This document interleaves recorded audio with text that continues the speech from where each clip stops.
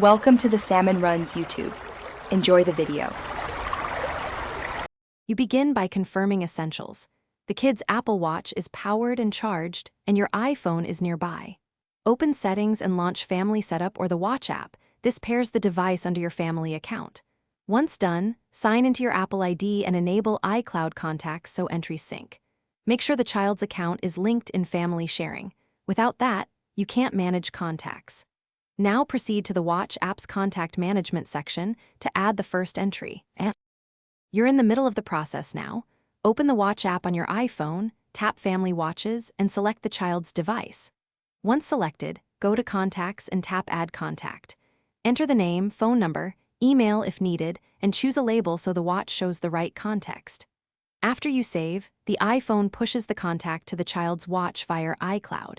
Make sure cellular or Wi-Fi connectivity is active so the new entry syncs immediately. Finish by confirming the contact appears on the child's watch.